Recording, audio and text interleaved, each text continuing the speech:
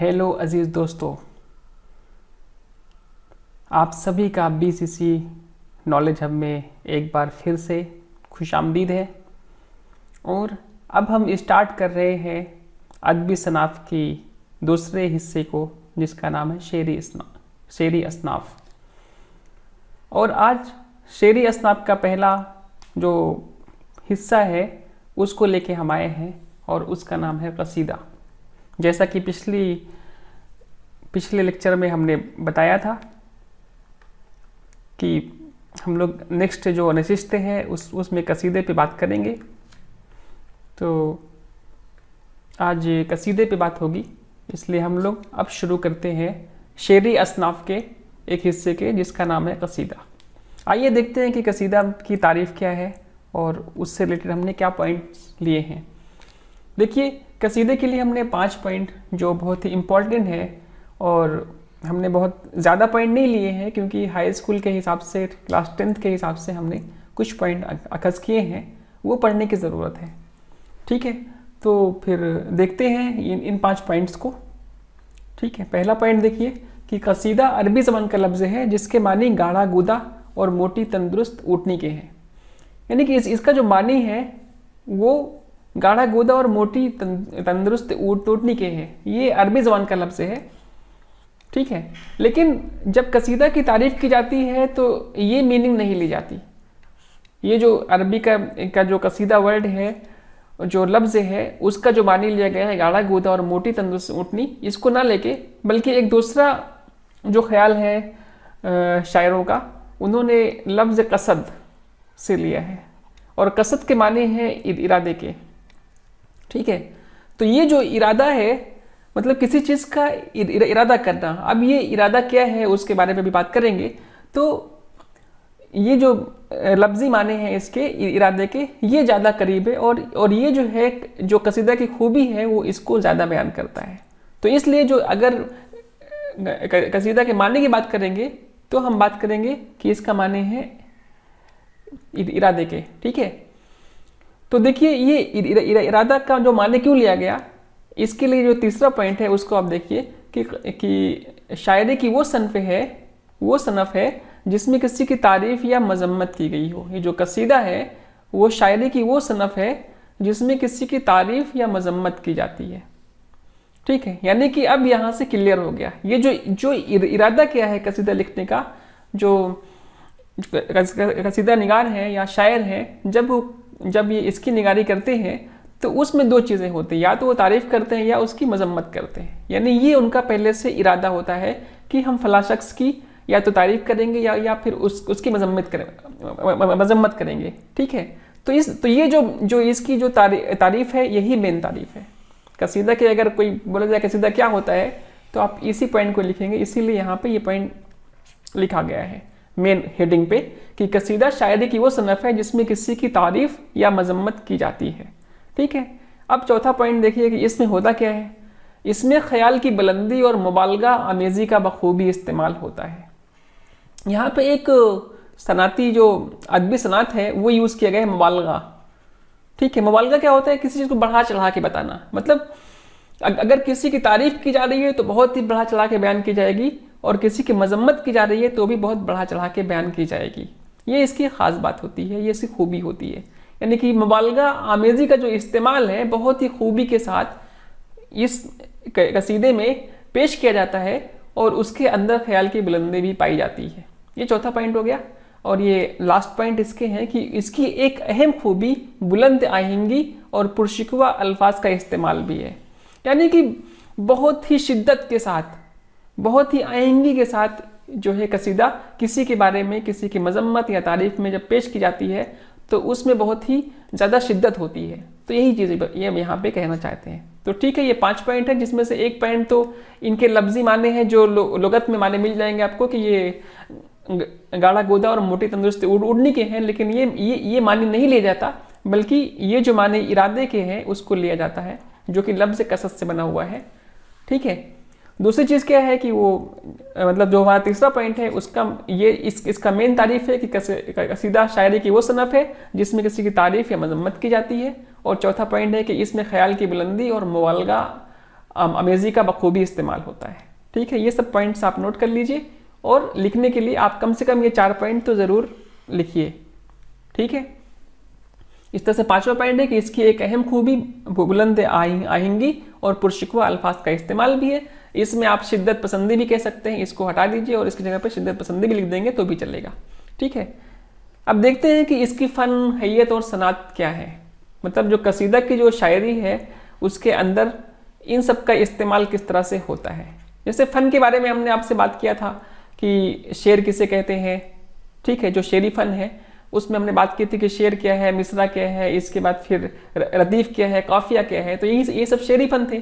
फिर हैयत की बात की थी कि उसकी बनावट क्या है। फिर सनातें कौन कौन सी इसकी खूबसूरती बढ़ाने की जो सनातें यूज़ होती हैं, मान लीजिए तशबीह, इस्तिआरा, मुबालगा, ये सब चीज़ों का यूज़ होता है। तो यही चीज़ कसीदा में क्या क्या यूज़ होता है उसके लिए भी हमने 5 पॉइंट लिए हैं, उसको भी देख लीजिए कि कसीदा की हैयत गज़ल से मिलती है। अगर आप गज़ल के बारे में जो हमारा नेक्स्ट चैप्टर है जिसके बारे में आपको बताएंगे कि गज़ल क्या होता है, तो इसका जो हैयत है, जो इसकी बनावट है, वो किससे मिलती है? गज़ल से। और इसका भी पहला शेर मतला होता है। कहने का मतलब अगर गज़ल की बात करेंगे तो उसका भी पहला शेर मतला होता है। तो मतला का मतलब क्या, जो हमने बताया था आपसे पहले कि मतला का मतलब है कि उसके दोनों ही मिसरा, जो शेर है मतला का शेर, पहले बात तो वो पहला शेर होगा और इसके जो दोनों मिसरे हैं उसमें क्या होगा, जो उसका जो काफिया है वो हम काफिया होगा। यानी कि जैसे आप यहाँ पे देख सकते हैं, ये हमने एक शेर लिया हुआ है, एक शायरी ली है, एक कसीदा ली है किसकी, सौदा साहब की। तो उसमें लिखा है, क्या तुझको सजी मसनद दीवान विजारत, मैं शौकत शाही कहूँ या शान विजारत। तो यहाँ पे देखिए जो दीवान और शान, इसमें और इन दोनों में अलिफ नून आपके जो है काफिया है, यानी कि दोनों में ही काफिया है।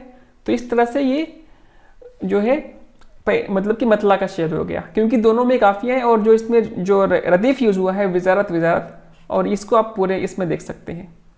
ठीक है, तो कहने के मतलब मतला हो गया। फिर गज़ल की ही तरह कसीदा भी मक्ता रखता है। मक्ता किसे कहते हैं, जो हमने बताया था कि मक्ता का मतलब जो है कि जब शायर अपनी शायरी में मतलब शायरी के खासकर आखिरी हिस्से में जब अपना तखल्लुस पेश करता है तो उसको मक्ता कहते हैं। तो जैसे इस आखिरी हिस्से में आप देख सकते हैं कि सौदा साहब ने यहाँ पे अपना तखल्लुस पेश किया हुआ है कि सौदा वाले जो यहाँ पे देख रहे हैं, यहाँ पे सौदा लिखा हुआ है, तो ये तखल्लुस है शायर का। ठीक है, तो यहाँ पे देखिए, सौदा की तेरे हक में दुआ है ये शब रोज़, ए बाई से सरसब्जी बुस्तान वजारत। तो ये सौदा यहाँ पे तखल्लुस हो गया, तो यानी कि मक्ता का शेर यहाँ पे आ गया। ठीक है, तो इसमें इसकी हैयत देखेंगे तो बहुत ही ज़्यादा मिलती है किससे, गज़ल से। और अगर इसके शेर मतलब कि पहला शेर जो है मतला होता है जैसे गज़ल में होता है, और गज़ल की तरह ये भी कसीदा रखता है। दूसरी चीज़ क्या है इसमें कि बहर शुरू से लेकर आखिर तक एक ही होती है। अगर आप इसमें बहर देखेंगे, जो हम बहर के बारे में हमने ऑलरेडी बताया था बहर क्या होता है, अगर नहीं आपको याद है तो आप एक बार रिवाइज कर लीजिएगा। ठीक है, तो कहने का मतलब इसके जो अंदर औजान है वो सब के सब सारे ही जो शेर हैं सबके एक ही रहेंगे। ठीक है, फिर उसके बाद देखिए तीसरी चीज़ कि पहले शेर के दोनों मिसरे और बाकी शेर के आखिरी मिसरा हम काफिया होते हैं। जैसे यहाँ पे आपने देखा था दीवान, शान, इसके बाद जो बाकी जो शेर हैं उसके जो आखिरी मिसरा है जैसे सेकेंड मिसरा, उन सब में जो काफिया है सेम रहेंगे। जैसे यहाँ पे शायान ना, इस तरह से फरमान, सामान, कलमदान, अरकान, सुल्तान, बस्तान, दामान, तो इस तरह से पैमान, तो ये सारे के सारे जो है हम काफिया हो गए। और अगर उसमें रदीफ का इस्तेमाल हुआ है, क्योंकि जनरली कभी कभी क्या होता है, नहीं भी होता है, हो भी सकता है नहीं भी हो सकता। ठीक है, तो अगर रदीफ का इस्तेमाल हुआ है तो भी हम रदीफ होगा। जैसे यहाँ पे देखिए विजारत, फिर यहाँ भी विजारत, मतलब सारे के सारे ये हमारे क्या हो गए, रदीफ हो गए। तो इसलिए तो सेम चीज इसमें होनी चाहिए। ठीक है, चौथी चीज क्या है, अशार की तादाद कम से कम 5 होती है। तो कसीदा में जो अशार की तादाद है कम से कम कितनी होती है, 5 होती है। और ज्यादा से ज्यादा की कोई हद मुकर्रर नहीं होती, मतलब ज्यादा कितना लिखा जा सकता है उसकी कोई हद नहीं, कोई लिमिट नहीं है, कितना भी लिखी जा सकती है। ठीक है, जैसे ये सौदा साहब का जो है आप देखेंगे जो कसीदा लिखा है उन्होंने बहुत लंबे लंबे लिखे हैं। इसी तरह से इब्राहिम साहब ने भी बहुत लंबे लंबे लिखे हैं, मतलब ज़ौक़ साहब की बात कर रहे हैं हम। तो उन्होंने भी बहुत लंबे लंबे लिखे हैं। ठीक है, तो छोटे भी हो सकते हैं, मिनिमम 5 है जो यहाँ पे दिया हुआ है, और ज़्यादा ज़्यादा कितना हो सकता है उससे कोई लिमिट नहीं है, कोई हद मुकर्रर नहीं है, वो कितनी भी ज़्यादा हो सकती है। पांचवी चीज़ क्या है, इसकी सनात के बारे में बात कर लेंगे। तो लिखा हुआ है कि कसीदा में तशबीह, इस्तिआरा और मुबालगा जैसी सनातों का बखूबी इस्तेमाल होता है। तशबीह इस्तिआरा के बारे में हमने बहुत अच्छे से आपको पिछले जो अगर आप लेक्चर्स में देखेंगे इल्म बयान में, तो वहाँ पे आपको मिल जाएगा। इल्म बयान में हमने इसको पेश किया है, तो वो आप देख सकते हैं। बाकी जो मुबालगा है, मुबालगा क्या मतलब बढ़ा चढ़ा के, जैसे हमने पिछले अभी स्लाइड में बताया कि बहुत जब चीज़ों को बहुत बढ़ा चढ़ा के बयान किया जाता है तो उसको बोलते हैं मुबालगा। मतलब जब किसी की तारीफ की जाएगी तो इतनी ज़्यादा की जाएगी कि मतलब कि किसकी कोई लिमिट नहीं है। जब किसी की मजम्मत की जाएगी तो भी बहुत बढ़ा चढ़ा के की जाएगी, बहुत शिद्दत के साथ की जाएगी, तो इसको बोलते हैं मुबालगा। ठीक है, तो इसमें क्या होता है, जो सनातों का जो इस्तेमाल है वो तशबीह, इस्तिआरा और मुबालगा, खासकर मुबालगा का जो इस्तेमाल है बहुत ज़्यादा होता है कसीदा के अंदर। तो फिर से 5 पॉइंट को देख लीजिए कि कसीदा की हैयत गज़ल से मिलती है। इसका भी पहला शेर मतला होता है, और गज़ल की ही तरह इसमें मक्ता होता है। ठीक है, मतलब ये जो शायरी है कसीदा की वो भी मक्ता रखती है। दूसरी चीज़ कि बहर शुरू से लेके आखिर तक एक ही होती है। तीसरी चीज़ कि पहले शेर के दोनों मिसरे और बाकी शेर का आखिरी मिसरा हम काफिया होते हैं। पहले शेर के दोनों जो है मिसरे और बाकी सबके जो आखिरी मिसरे हैं वो क्या होते हैं, हम काफिया होते हैं। अगर यहाँ पे देखें सब हम काफिया है। और इसी तरह से अगर रदीफ का इस्तेमाल हुआ है तो फिर सो सेम चीज़ हो जाएगी, मतलब पहले शेर के दोनों जो है मिसरे और बाकी के दूसरे मिसरे हम रदीफ होंगे। ठीक है, चौथी चीज़ शेर की तादाद कम से कम 5 होती है और ज़्यादा से ज़्यादा की कोई लिमिट नहीं है, कोई हद मुकर्रर नहीं है। पांचवी चीज़ की कसीदा में तशबीह, इस्तिआरा और मुबालगा जैसी सनातों का बखूबी इस्तेमाल होता है। तो ये 5 चीज़ें हो गई, आप इसको नोट कर लीजिए, इसको लिख लीजिए, और आप इस तरह से इसकी जो है फ़न और हैयत और सनात पे बात भी कर सकते हैं। ठीक है, तो अभी हमने बयान कर दिया आपको इसकी तारीफ़ के बारे में, फिर इसकी फ़न, हैयत और सनात के बारे में। अब आते हैं इसके इक़साम के बारे में, मीन्स जो कसीदा है वो कितनी तरह का होता है। अगर आप देखेंगे तो कसीदा मेनली 2 तरह से इसको मतलब कि बांटा गया है। इसकी जो किस्म बताई गई है 2 तरह से, एक है कि इसके मौजू के एतबार से, दूसरा इसके हैयत के एतबार से। मौजू के एतबार से इसका 2 नाम है, एक मदहिया होता है और दूसरा हुजूइया। मदहिया में क्या होता है कि जब किसी की तारीफ की जाती है, जैसे यहाँ पे आप देख रहे हैं कि जो इसकी मेन जो इसकी तारीफ है उसमें क्या है कि किसी की तारीफ या मजम्मत की जाती है। तो जब किसी की तारीफ की जाएगी तो उसको बोलेंगे मदहिया कसीरा, मदहिया कसीदा। और जब उसकी मजम्मत की जाएगी, उसकी बुराई बयान की जाएगी, उसमें ऐब निकाला जाएगा, तो उसको बोलेंगे हुजूइया कसीदा। ठीक है, तो ये मौजू है, मतलब मौजू क्या है, हमारा तारीफ की तरफ है या मजम्मत की तरफ। तारीफ की तरफ है तो मदहिया, और अगर ऐब निकाल रहे हैं या उसकी हुजू की जा रही है या उसकी मजम्मत की जा रही है तो उसको बोलेंगे हुजूइया। ये नाम से ही मालूम चल रहा है कि मदहिया मतलब तारीफ हो गया और हुजूइया मतलब मजम्मत हो गई। ठीक है, इस तरह से अगर बनावट के एतबार से देखेंगे, इसके हैयत के एतबार देखेंगे तो खिताबिया होगा और तमहीदिया होगा। खिताबिया में क्या होगा, देखिए अगर खिताबिया की बात करेंगे तो इसमें क्या होता है कि ये बराह रास्त डायरेक्टली क्या होता है, तारीफ या मजम्मत से शुरू होता है। जब ये कसीदा शुरू होगा तो इसमें वो शेर नहीं आएंगे जो तमहीद के तौर पे यूज़ होते हैं पहले, मतलब कि मुनासबत कायम करने के लिए कुछ शेर शायर जो है अपनी तरफ से कुछ अशार लेता है, तो वो यहाँ पे नहीं रहेगा, बल्कि वो डायरेक्टली जो है जो मेन मौजू है, जो असल मौजू है उसकी तरफ आएगा, वहीं से शुरू करेगा। तो ये बराह रास्त तारीफ या मजम्मत से शुरू होता है। ठीक है, इसी तरह से अगर तमहीदी की बात करेंगे तो ये क्या होता है कि ये बराह रास्त तारीफ या मजम्मत से शुरू नहीं होता है, बल्कि ये मौजू से शुरू ना होके पहले तमहीद के कुछ अशार पेश किए जाते हैं इसमें।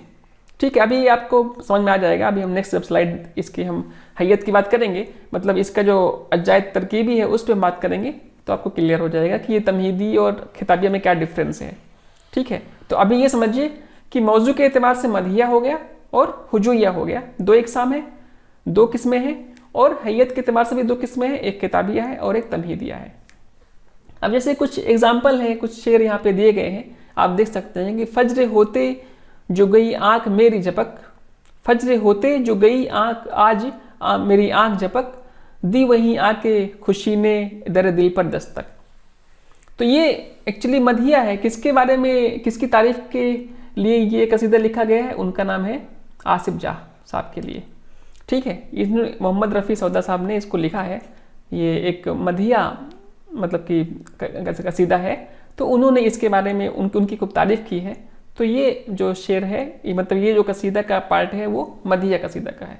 इस तरह से नीचे वाला देखेंगे, है चरख जब से अब लके अय्याम पर सवार, रखता नहीं है दस्त इना का बैग करार। तो ये भी सौदा साहब का है और ये हुजू में लिखा गया है, मतलब ये हुजूइया मौजू के हिसाब से ये हुजूइया कसीदा है और वहाँ से लिया गया है। ठीक है, तो हम अब आते हैं इसकी अज्जाए तरकीबी की तरफ। अगर आप अज्जाए तरकीबी देखेंगे तो मेनली ये जो है 5 तरह के होते हैं। ठीक है, ये 5 यहाँ पे लिखे गए हैं, इसको देख लीजिए। पहली चीज़ तशबीब, दूसरा है गुरेज, चौथी चीज़ है मदा या हुजू, यानी कि अगर तारीफ की गई है तो मदा हो गया, अगर हुजूइया मतलब कि अशार है तो उसमें मतलब मजम्मत की गई है तो उसको हुजू बोलेंगे, और हुस्न तलब और दुआ। ठीक है, कभी कभी इसको 4 में भी बोल सकते हैं, क्योंकि हुस्न तलब और दुआ एक साथ ही जनरली आते हैं, तो इसको एक बोल के हुस्न तलब भी कह सकते हैं या दुआ कह सकते हैं। ठीक है, तो अभी फिलहाल ये 5 समझिए इसको कि तशबीब है, गुरेज है, मदा और हुजू है, और हुस्न तलब है और दुआ है। ठीक है, अभी हम इसके बारे में बात करेंगे। अब देखिए, जब हमने यहाँ पे बात किया था कि हैयत के एतबार से 2 तरह के कसीदा होते हैं, पहला है खिताबिया और दूसरा तमहीदिया। तो देखिए खिताबिया में देखिए आपको सिर्फ डायरेक्टली जो मेन आपका असल मौजू है वहाँ पे आते हैं, वहाँ से शुरू होता है। असल मौजू क्या है कि तारीफ बयान की गई होगी या उसकी मजम्मत की गई होगी, तो इसलिए यहाँ से शुरू हो जाता है। वो ऊपर के जो अशार है वो नहीं लिए जाते। तो ये हो गया खिताबिया। खिताबिया में ओनली 3 तरह की चीज़ें होंगी, मदा या हुजू, हुस्न तलब और दुआ। अगर तमहीदिया की बात करेंगे तो तमहीदिया में ये 5 के 5 आ जाएंगे, तशबीब भी होगा, गुरेज भी होगा, मदा हुजू भी होगा, हुस्न तलब भी होगा और दुआ होगा। ठीक है, तो ये अज्जाए तरकीबी है और ये सब क्या होते हैं अभी इसके बारे में बात करेंगे। ठीक है, फिर हम इस साइड फिर से लौटेंगे। तो पहले इसकी हम तारीफ देख लेते हैं कि ये सब है क्या। ठीक है, तो तशबीब क्या है? कसीदे के शुरू में असल मौजू की तरफ तवज्जो दिलाने के लिए तमहीद के तौर पे कुछ अशआर कहे जाते हैं, उनको तशबीब कहते हैं।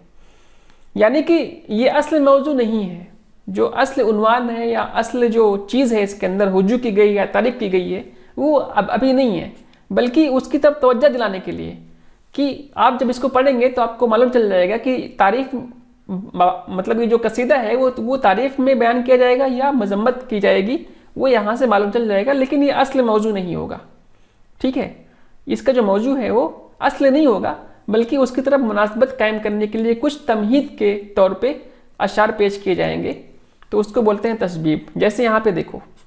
ठीक है, तो ये पहला पार्ट हो गया तशबीब का, ये अज्जाए तरकीबी इस तरह से होती है। फिर गुरेज क्या है?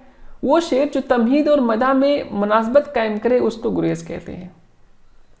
तमहीद मतलब तशबीब, तमहीदी शेर को ही तशबीब बोलते हैं। तो यहाँ पे तमहीद का जो शब्द जो लफ्ज़ यूज हुआ है मतलब वो तशबीबी है। तो वो शेर जो तशबीब और मदा में, अभी मदा और या हुजू भी कह सकते हैं यहाँ पे अगर हुजू इस्तेमाल हुआ है तो। ठीक है, तो वो शेर जो तमहीद और मदा में मुनासबत कायम करे उसको गुरेज कहते हैं। यानी कि ये जो मेन हमारा जो मौजू है वो तो यहाँ तक पूरा आएगा। ठीक है, ये गुरेज एक शेर होगा, क्योंकि यहाँ पे अशआर नहीं है बल्कि कोई एक शेर होगा जो इसमें तशबीब में और हुजू में मदा या हुजू में क्या करेगा? मुनासबत कायम करेगा। ठीक है, तो उसको बोलते हैं गुरेज। क्लियर हो गया? मतलब तशबीब में और मदा या हुजू में जो मुनासबत कायम करेगा, ऐसा शेर जो दोनों को जोड़ेगा, तशबीब को और मदा को जोड़ने का काम करेगा, उसको बोलते हैं गुरेज। ठीक है, अब जैसे कि मदा के बारे में बात करते हैं कि ये कसीदे का असल जुज़ है। ये जितने अज्जाए तरकीबी हैं इसका जो मेन जुज़ है, सबसे बड़ी चीज़ यही रहेगी। पूरी शायरी में जो सबसे ज़्यादा डिस्क्रिप्शन होगा, डिटेलिंग होगी, वो मदा हुजू में होगी, क्योंकि यही तो मेन है। ठीक है, तो ये कसीदे का असल जुज़ है। अगर कसीदा मधिया है तो उसमें ममदू की शख्सियत, ममदू मतलब जिसकी तारीफ की गई है, अगर वो मधिया है, तारीफ करने वाला कसीदा है, तो उसमें ममदू की शख्सियत, उसके औसाफ का बयान पुरशिकवा अंदाज में मुबालगे के साथ किया जाता है। मतलब उसकी जो शख्सियत है, उसकी जो खूबियाँ हैं, उसको बहुत ही बढ़ा चढ़ा के बयान किया जाता है। अगर वो जो अशार है वो मधिया है, तो जो कसीदा है अगर वो मधिया है, ठीक है, तो उसमें इस तरह से उनकी जो तारीफ़ है, उनकी शख्सियत के बारे में, उनकी खूबियों के बारे में खूब बड़ा चढ़ा के बताया जाएगा। और इसमें ममदू की अदल व इंसाफ, शुजाअत व सखावत और इल्म फैज़ वगैरह का भी अहाता किया जाता है। तो इसमें इनके जो है, अगर वो बहुत ही मतलब कि जंगजू टाइप के हैं, बहुत शुजाअत वाले हैं, तो उसके बारे में बात की जाएगी। अगर वो हाकिम है तो उनके इंसाफ के बारे में बात की जाएगी और उनकी जो है सखावत की बात की जाएगी, ठीक है। और उनके अगर वो इल्म फैज़ वाले हैं, बहुत ज़्यादा आलिम टाइप के हैं, तो उनके इल्म और फैज़ की बात की जाएगी, तो उसका भी अहाता किया जाएगा। इसी तरह से अगर कसीदा हुजूइया है, मतलब उसमें मजम्मत की गई है, तो मौजू के मुतालिक उयूब और बुराइयों का बयान शिद्दत और मुबालगे के साथ किया जाएगा। तो मदू में क्या होगा, वही चीज़ की मतलब अगर वो मतलब कि हुजू में अगर वो हुजू है तो उसमें क्या होगा कि ऐसी हुजू जो उनके उयूब हैं, जो उनकी बुराइयां हैं, उनको बहुत शिद्दत से बयान किया जाएगा, खूब बढ़ा चढ़ा के, मुबालगे के साथ, ठीक है। तो दोनों केस में दोनों ही केस में क्या है कि अगर तारीफ की जाएगी तो बहुत जम के की जाएगी और बुराई की जाएगी तो बहुत जम के की जाएगी, ठीक है। तो ये असल जुज़ है। इसके बाद कुछ छोटा सा पार्ट आता है हुस्न तलब और दुआ का। तो कसीदे के आखिरी हिस्से में शायर कभी कभी ऐसे अशार पेश करते हैं जिनका मकसद ममदू से एजाज व इकराम तलब करना होता है, उससे हुस्न तलब कहते हैं। यानी यहाँ पे ये जो लास्ट पार्ट है, ये है दोनों चीज़ें। क्या चीज़? हुस्न तलब और दुआ। ये दोनों में क्या होता है कि जो शायर है पहले तो अपना मकसद बयान करता है कि हमारा मकसद क्या है, हमने जो इतना शायरी की है उसका मकसद क्या है। फिर वो दुआ भी करता है किसके हक में? जिसकी ममदू मतलब कि वो तारीफ की जा रही है या जिसकी मजम्मत की जा रही है, उसकी जो है उसके लिए दुआ भी करता है, ठीक है। तो ये चीज़ें जो है एक दूसरे से जुड़ी हुई हैं। तो जैसे दुआ के बारे में पढ़ेंगे, कसीदे के आखिर में शायर ममदू की सलामती और लंबी उम्र के लिए दुआ करता है। ये भी हुस्न तलब का ही एक हिस्सा है, ठीक है। तो इस तरह से अगर आप इसको देखेंगे तो आपको समझ आ जाएगा कि ये छोटा सा पार्ट है। फिर एक शेर यहाँ पे पेश किया जाएगा जो मदाया हुजू और तस्बीब में क्या करेगा? मुनासबत रखेगा, तो ताल्लुक कायम करेगा, वो होगा गुरेज। फिर ये मेन जो आपका मौजू है वो बयान करेगा। फिर एक छोटा सा दुआ या हुस्न तलब यहाँ पे बयान की जाएगी, ठीक है। तो ये है चीज़ें। तो अब समझ में आया होगा यहाँ पे, जैसे पिछला जो हमने एक शायरी ली थी कसीदे की तरफ से, तो देखिए यहाँ पे जो ये पार्ट है, क्या तुझको सजी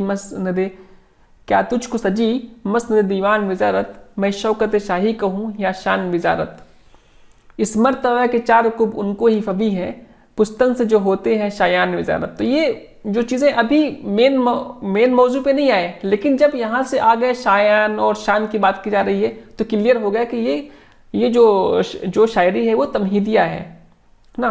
तो इसका मतलब ये तस्बीब है। तस्बीब मतलब इशारे से मालूम चल गया कि ये जो आगे जो भी चीज़ें आएंगी वो क्या होंगी? तमहीदिया होंगी, ठीक है। इस तरह से आप देखें गुरेज के बारे में, यहाँ पे ये जो शेर एक पेश कर दिया गया है, ये है गुरेज। और फिर ये मेन मौजू है। ये हमने एक छोटा सा कसीदा लिया हुआ है, वरना बहुत बड़े बड़े कसीदे सौदा साहब ने लिखे हैं, तो ये समझाने के लिए हमने एक छोटा सा कसीदा लिया है, ठीक है। ये भी आसिफ जा साहब के बारे में ही है, तो देखिए उनका यहाँ पे नाम भी दिया हुआ है। तो ये जो मेन मौजू है वो यहाँ पे है। देखिए इसमें जो कसीदा पूरी अगर आप इसकी हैयत देखेंगे तो उसमें सबसे बड़ा यही है। इसके बाद फिर यहाँ पे उन्होंने अपना हुस्न तलब और दुआ की है। जैसे सौदा की तेरे हक में दुआ है ये शब रोज़, तो यहाँ पे एक दुआ हो गई, तो ये हुस्न तलब और दुआ भी इसी में आ गया, ठीक है। तो ये इस तरह से होता है। अब खिताबिया क्लियर हो गया कि मेन मौजू शुरू होता है, यानी कि यहाँ से शुरू होगा, ऊपर के दो शुरू नहीं होंगे, बल्कि यहाँ से और यहाँ तक खत्म हो जाएगा। और तमहीदिया में क्या होगा कि तस्बीब भी रहेगा, गुरेज भी रहेगा, मदा और हुजू भी रहेगी, हुस्न तलब भी रहेगा और दुआ भी रहेगी, ठीक है। तो ये चीज़ अब क्लियर हो गया कि ये जो है खिताबिया के है और तमहीदिया के है। और मौजू अगर मौजू के हिसाब से करेंगे तो यहीं से क्लियर हो जाएगा कि अगर तारीफ की गई है तो वो मदिया से अशार है, और अगर बुराई की गई है तो हुजू मतलब कि अगर मजम्मत की गई है तो वो हो गया हुजूइया कसीदा, ठीक है। यानी उसमें हुजू की जाएगी तो वो हुजूइया हो जाएगा, ठीक है। अब इसके इर्तिका के बारे में बात करते हैं। जैसे हम हर बार पहले पढ़ते हैं, उसके बाद उससे कुछ निकालते हैं उन्हीं में से, तो पहले इसको पढ़ लेते हैं पूरा, फिर इसके बारे में बात करते हैं, ठीक है। तो उर्दू में कसीदा निगारी का आगाज़ मोहम्मद कुली कुतुब शाह के कसीदों से होता है। नुसरती दक्कन के सबसे मुमताज़ कसीदा गो शायर हैं कौन? इनकी बात चल रही है, मोहम्मद कुली कुतुब शाह की। मतलब ये बहुत मुमताज़ कसीदा गो थे नुसरती दक्कन के। शुमाली हिंद में सौदा ने इस सनफ़ की बुनियादें मजबूत की। ये सौदा साहब के बारे में मोहम्मद रफ़ी, मिर्ज़ा मोहम्मद रफ़ी सौदा साहब की बात की जा रही है, जो बहुत ही बड़ा नाम है इनका कसीदा में। उन्होंने मुश्किल ज़मीनों में कसीदे लिखे जिनसे उनकी कुदरत कलाम का पता चलता है। शौकत अल्फाज, बुलंद आहिंगी, ज़बान पर कुदरत, तख़य्युल की बुलंदी और मुबालगा आराई उनके कसीदों की नुमायाँ खुसूसियात हैं। इंशा ने कसायद में अरबी, हिंदी और फ़ारसी अल्फाज का इस्तेमाल किया है, का इस्तेमाल बड़ी बरजस्तगी के साथ किया है। इनके कसायद में इल्म व हिकमत के मज़ामीन कसरत से मिलते हैं। उर्दू कसीदा निगारी में सौदा के बाद दूसरा मुमताज़ नाम ज़ौक़ है। मतलब पहली चीज़ क्या है, जो सबसे टॉप क्लास के कसीदा वो है कौन? मिर्ज़ा मोहम्मद रफ़ी सौदा साहब। दूसरा नाम किसका नाम है? ज़ौक़ साहब का, मोहम्मद इब्राहिम ज़ौक़। उन्हें मुख्तलिफ उलूम में गैर मामूली महारत हासिल थी। उनके उलूम की इस्तिलाहात को ज़ौक़ ने अपने कसीदों में बड़ी खूबी के साथ इस्तेमाल किया। यानी कि जो सौदा साहब का जो मतलब कि कलाम था उसको इन्होंने लिया और उससे जो है अपने कसीदों में उसको इस्तेमाल किया। उनमें ज़ोर बयान भी है और तख़य्युल की बुलंदी भी। गालिब के कसीदे भी जिद्दत तराजी का आला नमूना है। मोमिन ने नवाब टोंक और राजा अजीत सिंह की मदह में 2 कसीदे लिखे। कसीदे की तारीख में एक अहम नाम मोहसिन काकोरवी का है। नात गोई इनका मखसूस मैदान था। उन्होंने कई नातिया कसीदे लिखे हैं। उनका कसीदा सिमत काशी से चला जानब मथुरा बादल बहुत मकबूल हुआ। मज़कूरा बाला शोरा के अलावा मुनीर शिको आबादी, नसीम देहलवी, अमीर मीनाई और अजीज़ लखनवी का शुमार भी कसीदा गो शोरा में होता है। क्लासिकी कसायद का दौर ख़त्म हो चुका है, लेकिन तारीख़ी एतबार से कसीदा उर्दू शायरी के अहम सनफ़ है। शायरी में ज़ोर बयान, क़ादिरुल कलामी और मज़मून आफरीनी के रवायत को तरक्की देने में कसीदा गोइयों ने अहम किरदार अदा किया है। इस सनफ़ के ज़रिए उर्दू के ज़ख़ीरे अल्फाज में भी गैर मामूली इजाफ़ा हुआ है। ये मेन है कि मतलब अब जो है इसका दौर तो ख़त्म हो चुका है, लेकिन फिर भी अगर आप कसीदा देखते हैं तो ये उर्दू की बहुत ही अहम सनफ़ है। ठीक है, और इससे क्या हुआ है कि इजाफ़ा हुआ है लफ्ज़ों में, जो उर्दू के जो मतलब कि उसमें कलाम में और उसके ज़ख़ीरे अल्फाज में गैर मामूली इजाफ़ा हुआ है इन सब की वजह से। ठीक है, तो इसलिए अभी दौर तो ख़त्म हो गया, लेकिन ये इसने अपना एक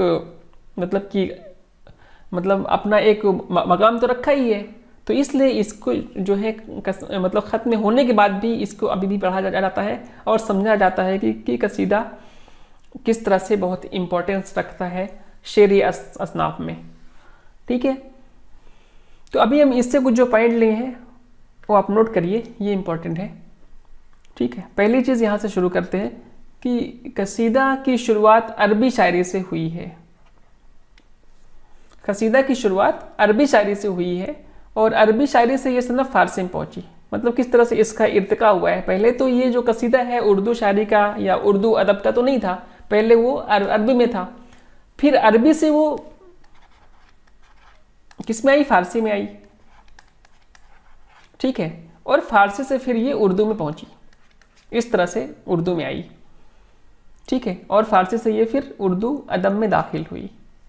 ठीक है, उर्दू में इसकी शुरुआत दक्कन में हुई, जैसा कि अभी यहाँ पे आपने देखा था कि नसरी दक्कन के मतलब कि दक्कन से इसकी स्टार्टिंग हुई है, जो शुरुआत हुई है वो दक्कन से हुई है। उर्दू में कसीदा दरबारी माहौल की पैदावार है। मीन्स जब कसीदे लिखे जाते थे तो राजाओं के तारीफ़ में और उनके जो सिपा सलार थे उनकी तारीफ़ में इस तरह के जो कसीदे ही से शुरुआत हुई है। जैसे आप सौदा साहब का कसीदा है या ज़ौक़ साहब का कसीदा है, आप इसको पढ़ेंगे तो आपको मालूम चलेगा कि इन्होंने जो है मतलब कि राजाओं वगैरह का मतलब दरबार के बारे में बहुत कुछ वो किया है। तो ये जो दरबारी माहौल है, मतलब कि राजाओं के जो तारीफ में लंबे लंबे जो कसीदे लिखे हैं वो यहाँ पे मिलेंगे। ठीक है, तो ये जो माहौल है ये बहुत दरबारी था और इसमें बहुत ही ज़्यादा तारीफ और बहुत ही ज़्यादा शिद्दत के साथ तारीफ बयान की जाती थी। अगर किसी की बुराई करनी है तो उसकी इतनी ज़्यादा की जाती थी कि मतलब कि उसकी कोई हद नहीं होती थी। ठीक है, तो ये कसीदा की एक ख़ास बात थी। फिर यहाँ से पढ़िए, सुल्तान मोहम्मद कुतुब अली शाह ने 1611 के करीब कसीदा की इब्तिदा की। तो स्टार्टिंग जो हुई है वो 1611 ईस्वी से हुई है। ठीक है, और इसकी जो स्टार्टिंग किसने किया था? सुल्तान मोहम्मद कुतुब अली शाह ने। ठीक है, उसके बाद फिर मिर्ज़ा मोहम्मद रफ़ी सौदा और शेख इब्राहिम ज़ौक़ का कसीदे में बहुत बड़ा नाम है। जैसा कि पिछले हमने देखा कि इन दोनों का नाम जो है टॉप पे है। ठीक है, नातिया कसीदे के लिए मशहूर अमीर मीनाई और मोहसिन काकोरवी है। ठीक है, मोमिन के इजहार तशक्कुर के कसीदे और गालिब के नशीबी तवज्जो वाले कसीदे भी बहुत मशहूर हुए हैं। तो इस तरह से आप इनको, ये जो पॉइंट्स हमने लिखे हैं, टोटल 9 पॉइंट्स हैं, इस तरह से आप लिख सकते हैं या कुछ और पॉइंट ले सकते हैं या इसको और कम कर सकते हैं। ज़्यादा लिखने की ज़रूरत नहीं है, समझने की ज़्यादा ज़रूरत है और थोड़ा बहुत आप इसको जिक्र कर दीजिए। खासकर ये जो दो तीन नाम हैं ये बहुत इंपॉर्टेंट है कि मोहम्मद रफ़ी सौदा साहब हो गए, शेख इब्राहिम ज़ौक़ साहब हो गए, इन लोग का बहुत बड़ा नाम है। और इसकी स्टार्टिंग सुल्तान मोहम्मद कुतुब अली शाह ने किया, किसमें? 1611 ईस्वी में। इतना आप लिख देंगे तो बहुत है। ठीक है, तो फिर अब नेक्स्ट जो हमारी नशिस्त है उसमें हम बात करेंगे गज़ल की कि गज़ल क्या होता है। ठीक है, तो फिर हम तो लेते हैं अलविदा और मिलते हैं अगली नशिस्त में गज़ल के साथ। अल्लाह हाफ़िज़।